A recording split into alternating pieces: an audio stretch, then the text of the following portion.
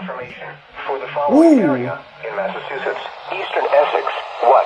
Northeast winds 25 to 35 miles per hour with gusts up to 60 miles per hour expected. Where? Eastern Essex County. When?